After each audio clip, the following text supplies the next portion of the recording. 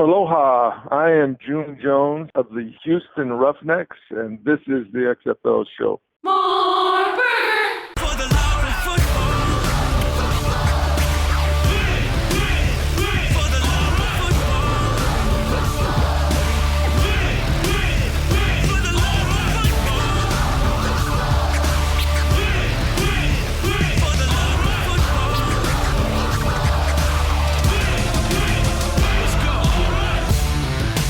If you smell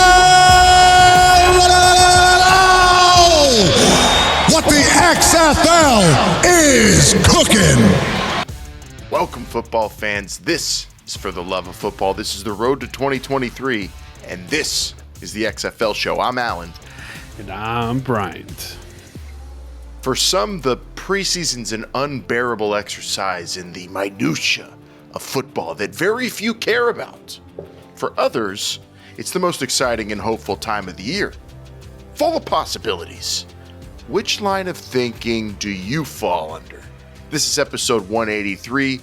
We're putting some preseasoning on it today, Bryant, because not only, the NFL's in their preseason, but you even said it to me in a message earlier this week. We're in the preseason now, buddy, for the XFL in 2023. We are. It's the longest preseason in football history, probably. I think we could even go back to 2018 and say that's still the preseason.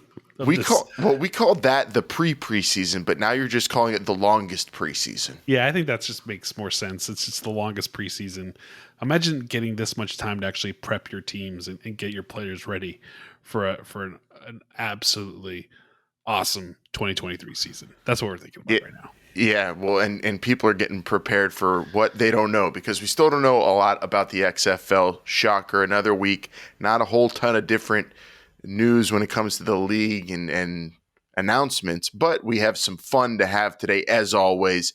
724-5654-XFL is the XFL Fan Line. That's the number for you to call or leave a voicemail. And right now, you could get freaky on there. Well, not freaky, but just you could get creative on there if you want to call or text it, because we're in that jiggy time right now. Jiggy with it. You can get jiggy with it if you want to na. You can do whatever you want. Hit us up if you're listening and you have a question or an idea. Throw it there, or of course at XFL Show on social media. We are all over the place: Twitter, Instagram, I guess Facebook too, if you're into that sort of thing. And of course, this week's show is brought to you by Pretty Easy Podcast. You could go to prettyeasypodcast.com to get your own podcast started today, and it's a very simple process to get started. You just go to prettyeasypodcast.com. You go to click all over the place. You click get started. You click contact. Boom. Your podcast is one step closer to being real. Because they make podcasting pretty easy. It's so easy to get started that you got to click all over the place and then click get started. It's so well because there's good pictures of certain good looking people on the website. You're gonna want to look at that. You're gonna want to read about exactly what they do. Maybe see some of the shows they do. Besides, this is the XFL Show. Click all over the place and then get started. You want to do your due diligence for sure, or just take us at our word. I mean, look and hear us. Doing pretty damn good for a podcast now, 3 years running. Hell yeah, not skipping a beat, recording shows no matter what, thanks to Pretty Easy Podcast. Look at us. Look at the nightscape behind me, Bryant. Yeah. Very late night, but we're getting it done anyway. Is that a parking lot that probably used to be a park? And someone's like, I'm going to build a parking lot at this park. I don't know. It's just a giant corporate structure in Bethesda, Where in the Maryland. world is Alan this week? In Bethesda, Maryland. Got to go to see the Nationals get destroyed by the Braves earlier today. Okay. And also bet on Canadian football while I was at the game, which was just a pleasure and a treat. Go Riders. Do they have the scores up on the scoreboard anywhere? They do not have CFL scores up at Nationals Park. No, that doesn't happen. No. Let's think and dunk real quick around here. Social media and the XFL Fan Line. Dale in New Iberia hit us up on the XFL Fan Line with a text. Big fan, Dale in New Iberia, way down there in Louisiana. The XFL better come with some good contracts, Dale said, because even the Raging Cajun quarterback is getting paid by local businesses for endorsements. NIL rules. And that's happening. Yeah, there's even small schools. Come down the crawfish boil at your local Ford dealer. It's oh man, I am really mad right now that it's NIL life right now in college sports, and I'm not working down on local radio in Louisiana anymore, because that would have been a lot of fun. I probably would have forked out my own money to sponsor some players. Yes. Players, yeah. Yeah, there are players that are doing local radio shows all over the country and getting paid to do it now because they can, and they're allowed to talk. They're allowed to, be humans and speak their mind and discuss their teams and do interviews. Isn't that incredible? It's weird that you actually get to be a human in this world of college football. But, it would have been great. I would have loved to have heard your show once, but I definitely would have heard it if there was some players from the Raging Cajun. I heard it a couple times. Yeah, maybe. A lot of it bleeds into this show anyway, so you're fine. You can go back in the archives, though. I'll send you the link. But thanks to Dale in New Iberia for that text. You see anything on social media, Brian, or anything you were clicking on this week? No, but I did not. But I will say this, and it's a little frightening. Not frightening. That's a bad word. It's slow out there, man. Not just with the XFL news, but in general, when the CFL buzz went down. Lasted about 2 weeks, maybe 3, and now we're kind of in this lull, which reminds me a little bit about 2018 and the road leading up to 2020. But there was a little bit of creativity in people's brains, right? They were like, what could the XFL be? Now that we know what the XFL can be, fans aren't out there kind of making their own news. It's not a choose your own adventure right now. We know what the XFL can and probably should be, and now we're just waiting for them to give it to us. That's really where we're at compared to that time. We could talk cities, we could talk rules, we could do those things, but when you see what was on the field and where they were in 2020, like, you can only talk about those things so much, because at this point, I really don't want it to change. Like, if they came onto the field with the same game, I didn't see any problems with it. I was having fun. Some of the time of my life, I was traveling the country covering football. Like, not too many people get to do that. I was able to do that. So to see that kind of happen again, # we want our jobs back, I would definitely enjoy that. So could we talk cities? We could. Could we talk how many teams? Sure. We do all this. But I think people are just so like, I know what the XFL can be, and I just want it back. Tell me when it comes back. Yeah, well, speaking of, I think this Nats game I went to today was the first sporting event I've been to since Battlehawks Guardians. Maybe think about that. Yeah. No, you didn't go Battlehawks Guardians. You went the next week. You went Wildcats Guardians. Wildcats Guardians was the last game I got to go to, which I blocked out of my memory because I was very upset that the Wildcats lost that game. Damn you, Luis Perez. Dang it. But was he playing for the Wildcats? I wish he was. Maybe it's that Luis Perez only plays well in black uniforms. Maybe that's what that's true. Well, speaking of Luis Perez in a black uniform, he also did in the AAF. That's what I'm saying. So when we're getting very cover 2 now, and this is going to be very fun. Had this on the rundown and said, damn, this is going to be great once we get Bryant to speak about it. So let's rock with some AAF documentary talk in this week's cover 2. Good, crisp football.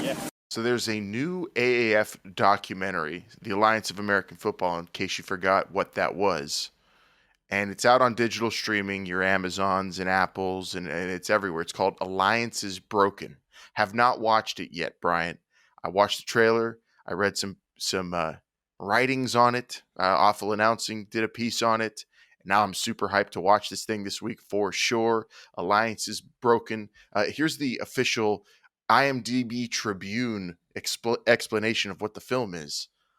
Alliance is Broken is a documentary film that shares the stories of staff members and players who were affected firsthand by the wake of the AAF. After only 3 months of play, the league burned through $250 million.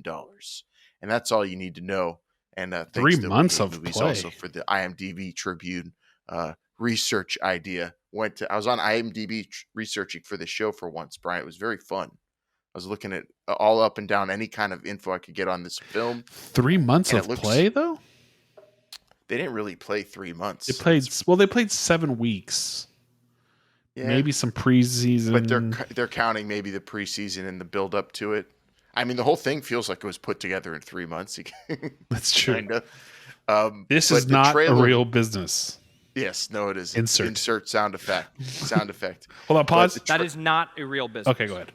That's for a sound I'm doing effect. it now. There's inserting the sound effect now. The trailer I watched. Did you watch the trailer? I did. You did. It Yeah. feels a lot like Have you seen the Firefest documentary? Yes, I have. I mean, it The feels like all those. Didn't someone WeWork call it the Fire documentary. Fest of football?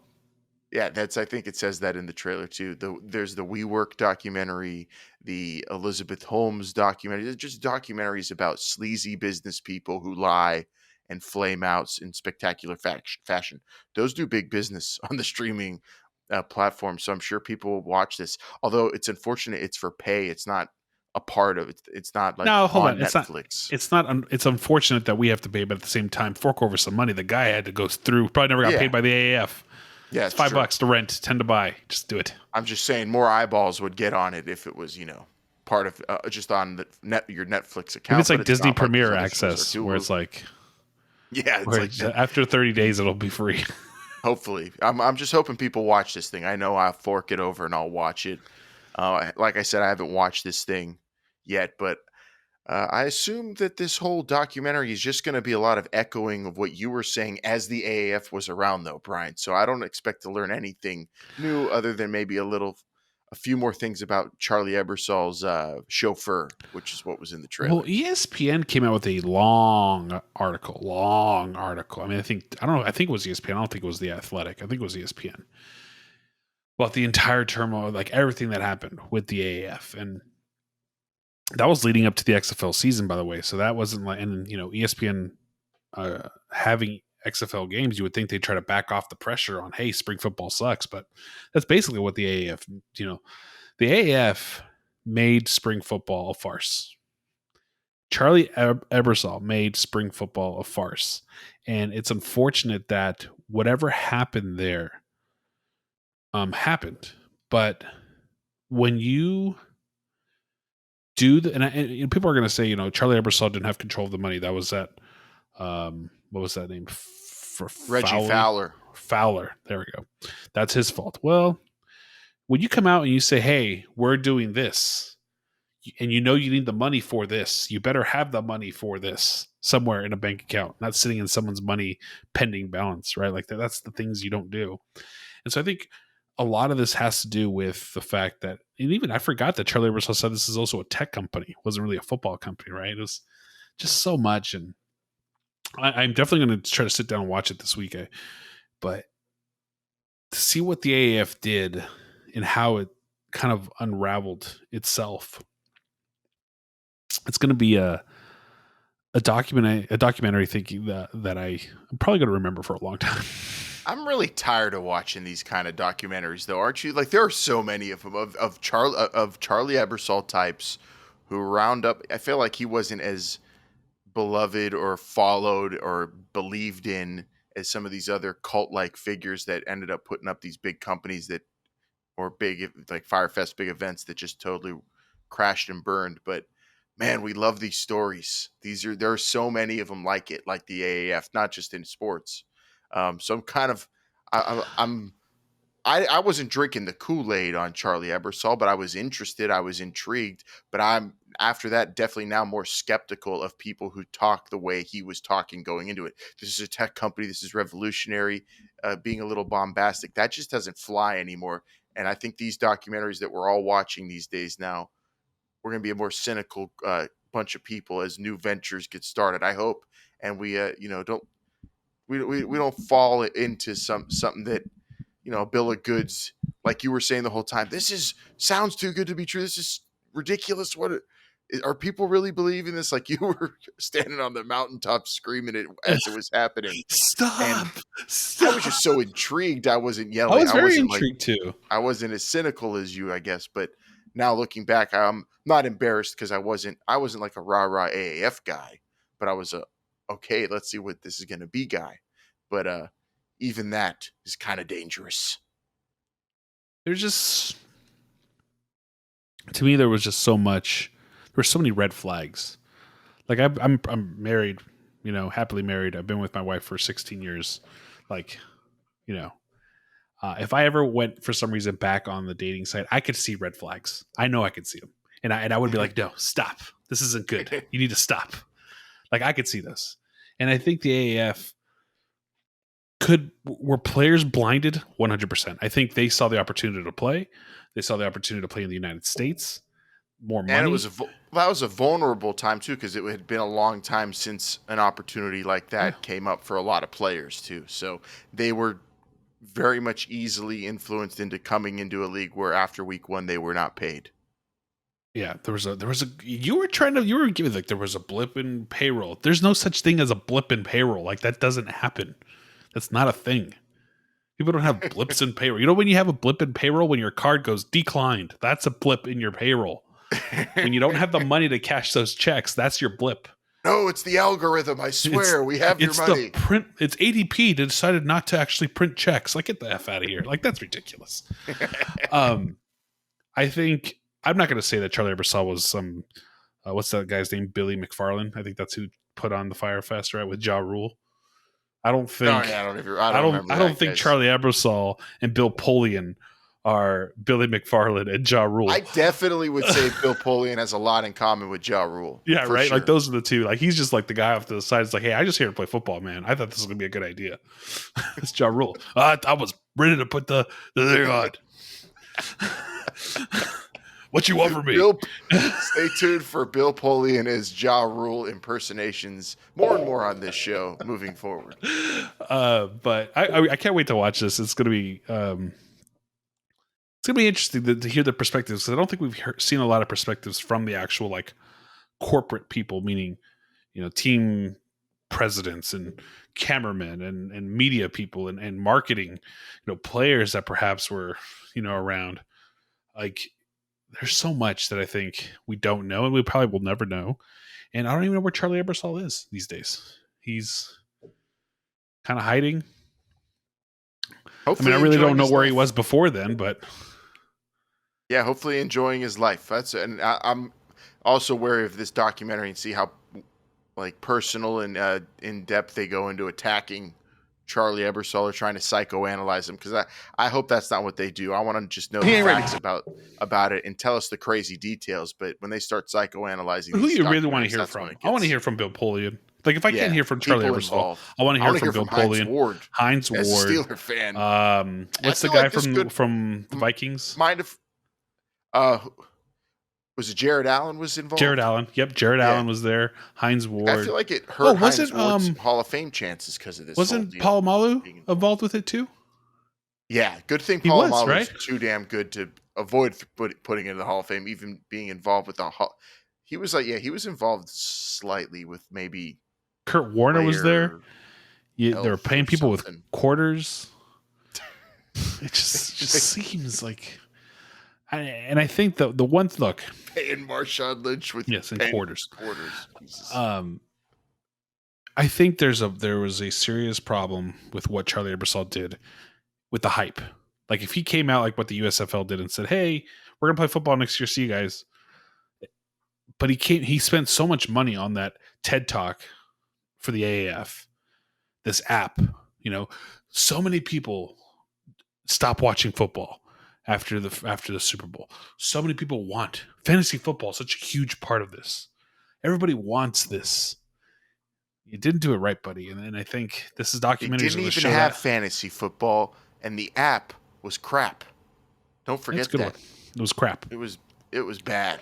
Yeah, it was horrible. Man, watch this documentary. It's on all your streaming services, your Amazons and your Apples, and check it out, because this is definitely a story that we need to remember. I'll say this last bit of piece, because I can sit here and bag on. And you know what, Alan? We might have to go into the Patreon, because I think we did an episode on Patreon when the AAF went under, and we left it on Patreon. We never actually published it. We might have to publish that episode just for fun. Patreon isn't even live. Never published episode. Oh, we have tons of never published stuff that's on Patreon. I mean, if you're on Patreon, you listen to it. But now where was I going? Oh. Any future football, anybody. And if the XFL does this, I'm not going to be happy with it either. Do not do live anything with your app. No live fantasy, no live picking of plays, no live nothing. There's a delay, literally delays in the way you watch television, especially with like satellites. It's even worse. Nobody streaming. watches, over the antenna TV. Nobody has over the antenna television. It's all goes through a cable box, or it goes through an app, or it goes through a stream. None of that works. Stop. Just stop. I watch over the antenna TV, but When? I'm rare for local broadcasts. I'm a cord cutter. You're a cord. I don't think we started with your cord cutting. You but then if you don't, I want my Disney Plus password back too, by the way. Okay. Well, I'll talk to you after the show. Moving on, part 2 of the cover 2. Let's talk about XFLers in the NFL and preseason and the CFL regular season. Bounce around some names you remember from 2020. BC Lions running back, former Houston Roughnecks running back, friend of the show, James Butler, got a touchdown. Week 2, upset over Calgary for BC. Congratulations to him, Bryant. That's good to hear. So we've been talking about guys to watch out for. He's definitely a guy getting a lot of playing time. And then what about some bizarre Washington football team news? Washington football team, Bryant, signs Cole Boozer, everyone's favorite number 69 from the DC Defenders, offensive lineman. The next day, he shows up for practice and is cut 5 minutes after getting onto the field. Washington Post's Nick Jubvali reported, Washington waived offensive tackle Cole Boozer, who signed 24 hours ago and was on the field for maybe 5 minutes this morning before being let off. What happened? I don't know. Some people are saying he didn't know the playbook or something, and instantly they're like, no, just get off the field. Who knows what happened? I don't know. It sounds really bizarre. I think Ron Rivera was like, wait, who signed this guy? Why is he here? I need a receiver. Get him out of here. I don't know, but unfortunate for Cole Boozer, who was, I think, cut in the CFL too, and then signed to the Washington football team, which is also a kind of accomplishment. And then other things to watch out for in the NFL side. PJ Walker, Bryant, if you're watching preseason games at all, I watch them all. Mm-hmm. But the Panthers for sure, because it's PJ. It's MVPJ from the Houston Roughnecks. Year 2 with the Panthers. They bring in Sam Darnold to be their new starting quarterback. Who knows how it's going to turn out for him? All I'm seeing when I look up PJ Walker on Twitter is people raving about him in camp, beating out Will Grier to at least be the backup, and coming for Sam Darnold next. Definitely going to be watching him in the preseason. That's MVPJ. That was the most exciting time as an XFL fan last year during the NFL season, was when PJ got that start. I want to say it was like week. It wasn't like week 7, week 8. It wasn't that late in the season. It wasn't even halfway. It had to be early. Yeah, it was earlier. How about this? Would you bet on that PJ Walker starts over 4 games, or no, over 3.5 games? Barring injury or no injury? Like if you say no injury, like if Darnold gets hurt, then obviously yes.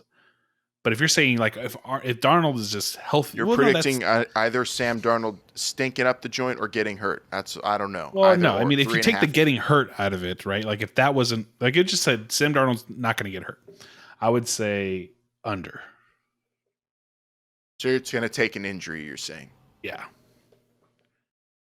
I mean, I like Sam Darnold enough to think he can succeed in Carolina, but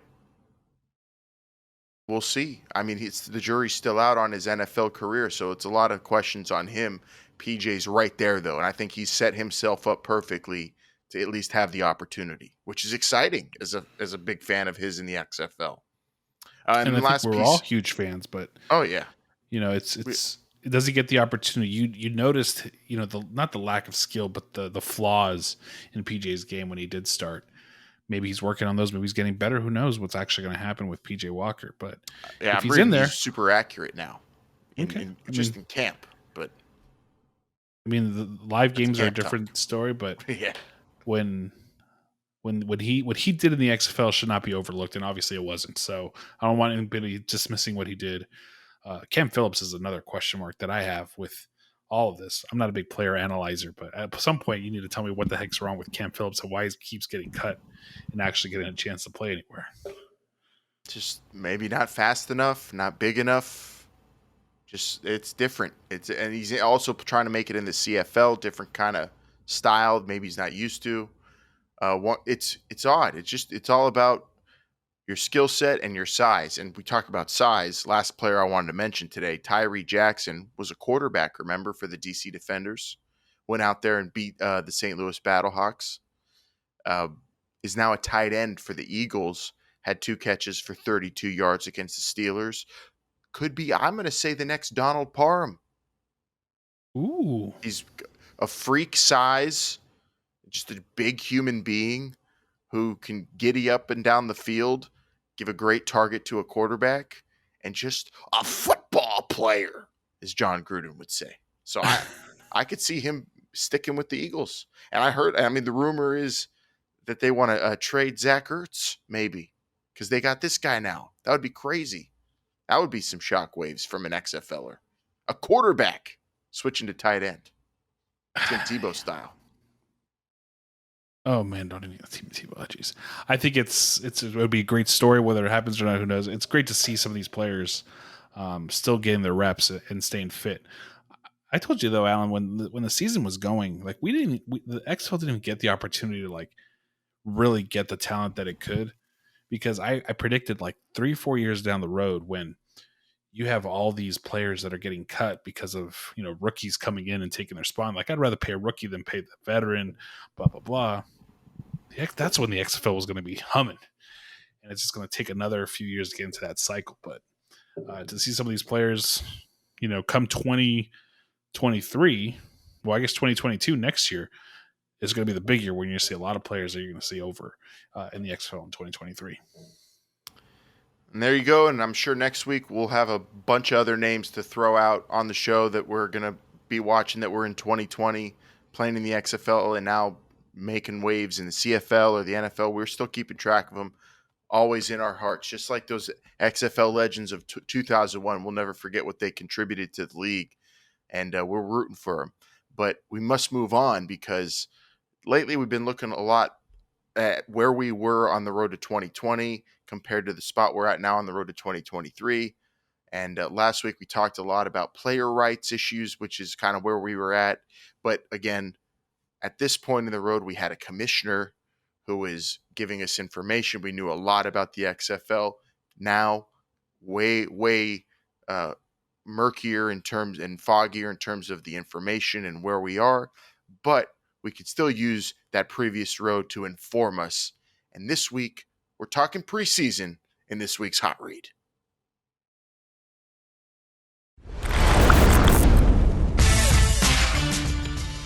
So formatting the XFL 2023 preseason, Bryant, around this time in 2018, we were talking about the preseason and we had no idea what the preseason would be like for XFL 2020. It ended up being a training camp where all the teams were in Houston, Texas, and they were scrimmaging and having, kind of like a preseason game, but not really, just mock games that were basically a little somewhere between a scrimmage and a preseason game. But it was all one city, one location, all the teams there. Does the one city format for all teams need to happen again? Do you think? I mean, there are obvious reasons why that was a good idea, and especially for a new league. Yeah. Why I mentioned it last week. Oh, go ahead. Well, I was just going to say the reasons being it's expensive to not do that. Money and the cost are the main reasons they did all that. And so that's going to lead to what I said last week, which was, hey, what are the plans for this from Redbird Capital, from Danny Garcia, from The Rock? Ownership, what are their plans when it comes to what they want to do year 1, 2, and 3? Is it save money and establish ourselves, or is it we're going to spend big and go for it? And then if we strike out, we strike out. Like, that's the kind of mentality, right? So if the XFL, think about it. Let's just think about it. The XFL went to Houston in 2020. They stayed in Houston. They had mini camps at home, but really didn't do anything yet. And then LA was in Vegas, which was the weirdest thing in the world, but I know why they did it. Then you had everybody go to Houston, which, okay, I understand cost cutting, great. But are you an established league by doing that? What are you when you do that kind of thing? You're kind of just like, hey, we're putting all this together as one. Okay, great. Now you think of the flip side, and you're like, well, what if I play games in LA? What if I play a game in Houston, in New York, a preseason game, right? Where I have all these players. My stories are these players are fighting for their last chance to actually play professional football. Like you have think about the HBO doc, right? Hard Knocks, where you have players getting cut, where this is their last grasp of trying to play professional football. Like those are the things that you can do when you're in markets. When you're at, you're like, hey, we're going to New York. You follow the guy coming to New York and doing all that, and then he gets cut or he makes the team, whatever it is. But that costs money. That's not cheap. You think that kind of work is cheap and common? It's not. And if you're going to do that, then, like I said, you're going to try to swing for the fences in your first couple of years and see what happens. So I would prefer, personally, to have it at one location. I think covering football makes it a lot easier if it's in one location. You and I hopped around to like 5 practices in 2 days. It's pretty easy. But if they go nationwide, then I think it's an idea, but it's going to cost money, and it's going to be a tell of the XFL's ownership's strategy for the XFL going forward. Yeah, and so when we're talking about the previous XFL in 2020, again, a league that owned all the teams, having all the teams in one city makes sense. If it was kind of like a retreat for everybody. It was where the entire league was in one place at the same time. Basically, not only the teams coming together to work their own kinks out, but the entire league coming together to work its own kinks out and be on the same page collectively as a league. 8 team presidents, 8 teams, and all the staffs, and then the league staff, and then everybody that was working with the league as a third party. Everybody was there. Mm-hmm. Big old camp. This is what we're going to do. All right, everybody ready, break. Let's go have a season. That makes sense for year 1. What I was hoping for year 2 for the XFL would maybe be something similar where there's a training camp, but also I think the quality of the play would be much better because you're giving it a boost if you have at least one preseason game for every team that's live action in a stadium where a team plays. They don't have to be televised. I would prefer them to be streamed at least on the league's website or app. I know Brian would hate that on the app though. But I don't mind it. I'm not Jake. I don't mind watching a game on an app. I can stream that. I know how to cast. But I think I am someone who values what preseason can do for players, especially at that level. We're not talking about the elite NFL players, and people don't watch the NFL preseason because they're not going to see their starting quarterback. But what they're going to see is a bunch of guys out there working their butts off to make a team, to, earn a starting spot, and especially in the XFL preseason game, I think there's a lot of value there for the players to just get better and the teams to get better. So I want one preseason game, live action, ideally with fans, and ideally, at least, if not televised, streamed. I think that would just do a huge service to the league's quality if they could just do that. And maybe it's not worth it because it does cost a lot of money, and ultimately that was what I think the decision was in 2020. That's just not worth it right now. Let's just get the training camp done.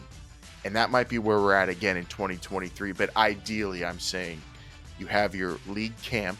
If indeed all the teams will be owned by the league, definitely have that. But one preseason game each team, which means if you have 8 teams, only 4 of them are going to get a home preseason game. Is that unfair? I don't really know or care because it's the preseason. At that point, I'll say it's just preseason. That doesn't really matter. So that's my ideal scenario for 2023 when it comes to the preseason. I don't know if you hate that, Brian, but I think that would. Do you agree that the quality of the play angle I'm taking here? That's my main concern. I think the players and the play would be a lot better. I mean, Alan, it's I like the idea, but do you do one preseason game in every market? Do you only do one preseason game in half the cities? No, just that's what I said. Yeah, 14. If you have 8 teams, 4 of them are going to get a home preseason game. Maybe so who that's would get a little them unfair. in the 8 teams that we had this past year? Which ones would you give them to? Who would you? I don't know how you determine that. It really doesn't matter to me. I think I don't know how that's part why of the whole is that strategy, so important? though. Why is that so important? Would you go to St. Louis and ruin your homecoming by a preseason game? Would you go to New York and know that nobody's going to show up? It doesn't matter when it comes to the crowd. You don't even need. I mean, I would like a crowd, but you could even keep it closed off from fans. I don't care. Just get the game played. Have a legitimate preseason game played. Well, they only did play they played contact but no tackle, which is a little weird. The preseason game in Houston was not a real game. It was somewhere between a scrimmage and a game. I want a live, real game, and you stream it so that it has the elements of media timeouts and all that, so players get the feel for that too, and the team can. And you go out there and you give guys a chance to work things out, because going out there week 1 with crappy football is not something you want to do. And I'm not saying they did in 2020, but obviously the play I thought in week 5 was much better than week 1, which is going to be the case in any league. But with the preseason, maybe week 1 isn't so crummy. Well, I will say that the football was better week 1 than it was week 1 of the AAF. Or week 1 of XFL 2001. Yeah. So, and I think once you got to week 5, the game, but then you start worrying about injuries and player, and it's just so much that goes into it. Especially now, you want this for the first year, because I know you had said that maybe for year 2 is what you wanted in 2020. And seeing where we're at for 2023, maybe that's the approach to take again. It sounds like you're on the side of that's just not worth the price that it's going to cost right now. I think maybe down the road. To me, it's a cost. And if you are willing to fork over the money, knowing that that is an added cost, they being ownership, then fine. I just don't see why you would need that. It's not necessary. It's not something I'd put in the budget unless I had an extraordinary budget. Okay. Right? If someone says, "Hey, where can we slash money?" Let's just put everybody in one city. And you could easily convince me to do that thing all over again that we did in 2020 because of the exact reason you gave. If you say really it's not in the budget, obviously it wasn't the worst thing in the world. Just a training camp style preseason. In an ideal situation, we're using a little bit more capital, but I understand. What makes the most sense to you? Hit us up at XFL Show and let us know, what's your preseason for 2023 look like in the XFL. We're sprinkling some preseasoning on it. Preseason is very important. As soon as we are done here, I'm going to get on that NFL Game Pass and watch preseason. The best part about that, though, Bryant, being when you have that Game Pass, it's no commercials. So you get through a preseason game like that. Oh, yeah. It's fantastic. Think about how much faster you get through an XFL game if you rewatch those. Those are so much fun to watch. Literally, I could watch those all day long. If they did a full day of XFL games, I'd sit there and watch every single one of them. All 20 of them. All of them. Just a marathon. Oh, yeah. I totally watch a marathon. Wouldn't you watch them for everything you miss? It's like a movie. Yeah. I mean, of course I would. But I don't... I mean, they're... If, like, they get... I don't think Fox will be a TV partner, but, like, FS1's always struggling to find something to put on their channel. That would be just 20 There's hours so many of people XFL. out there like me that don't even realize that what they're watching is not live. So many people out there.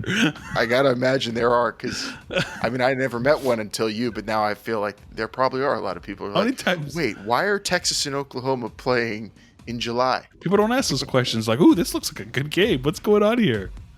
And you're just like, oh, let's watch it. Just how you watch women's ice hockey championships with 2-minute intermissions, and you don't even realize that it's not actually happening in the middle of June. That, I mean, definitely happened just now with the Olympics. being in Tokyo. There's no ice hockey. Well, there's no ice hockey, but people not knowing Field things hockey. were live. So weird. I don't know. All right. These are the fun shows, ladies and gents. So make sure you stick around with us here every single Sunday, right here on your favorite podcast app. That's Google Podcasts, TuneIn, Stitcher, wherever you get your podcast. Make sure you give us that 5-star review. Spotify, Apple Podcasts. Spotify, Leave Apple, that sure. review on Apple. If you got a question, comment, or topic you want us to cover, well, then text or call the XFL Fan Line 724-565-4XFL. Standard text messaging rates do apply, so just be careful. But who doesn't have unlimited anymore? I don't know. Also, follow us on all social media platforms at XFL Show, Instagram, Twitter, Facebook, wherever you get Facebook, or wherever you enjoy us. Because I like Twitter and Instagram. Alan likes Facebook, whatever. Maybe TikTok one day as well. If you want to come and say hi or subscribe, and if you want to say hi or hello, subscribe and watch us on YouTube at XFL.show, the official website of This Is the XFL Show. And don't forget to check out our sponsors, Pretty Easy Podcast. Go to PrettyEasyPodcast.com and get started today, because they make podcasting pretty easy. I'm sorry, I was using the controller to look at the review of if you did all that right. Hold on. I think I did it right. It's good enough. You had 90%. Yeah, your knee was on the ground for half of it, but it's fine. It wasn't conclusive. There might have been a little space between you and the blade of grass. You got through that all right. I'll tell you what, there is no space between me and kneeling on the grass, and if I get my knee on the grass, it's going to take me about 30 minutes to get that knee off the grass. That is just the reality. Those are dad problems of the situation right there, 100%. Alan, these are the fun shows. We're going to keep speculating. We're going to keep talking. We're going to try to figure out what the heck the XFL is.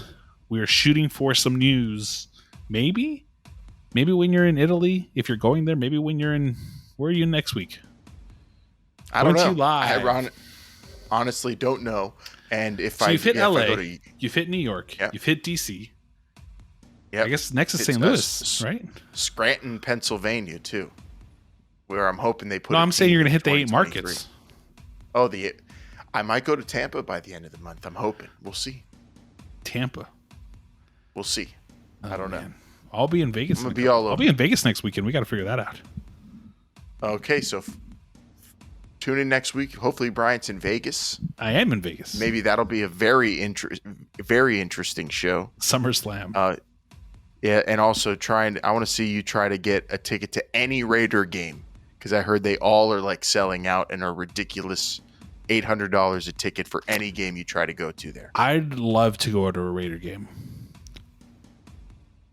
Nah. Are the Steelers playing the Raiders? Is that why you want to go to a Raider game? No, the Steelers play the Chargers, and I looked up tickets for that to come back out your way. $20? $800. What? $800. It's probably the only game that's costing that much. $100 to not even sit in the best seats in the house. Oh man, it's a nice stadium absurd. though. Haven't been inside, but I heard it's a really nice stadium. Families could afford to go to the XFL. Not one person can afford to take a family of 4. I don't think right now to an NFL game like that. But hey, if what's you can, the most you ever paid for a do sporting event? Probably a Super Bowl, right? You went to a Super Bowl. Yeah, and that Super Bowl I got luckily was face value. I spent $850 to go to the Super Bowl, not to go to a regular season Sunday night game. Is that much? $850. I think the most I ever paid for a sporting event over face value was like $2 something. It was the opening night after the Kings won their first Stanley Cup. Banner raise. Worth it, because it'll never happen again. Oh wait, it happened again after that. It did, yeah. I'm saying it was a real. You never get the first time again. Come on, get out of here. All right, that's true. A lot of fun these shows. You never got do. Some speculation that you want us to do. If you're doing it yourself, let us know, Yeah. and we'll cover it here on this show. The preseason question for sure. Give us your format, what you want to see from that. Let us know at XFL Show, and we'll revisit that next week at the top of the show, and then we'll come at you with some new stuff. We will look back at where we are on the road, assess, and apply it to where we're at now. And again, keep those fingers crossed for news, everybody. We'll see you next week from wherever we are. For Bryant, I'm Alan. This is the XFL Show. Remember, they're listening.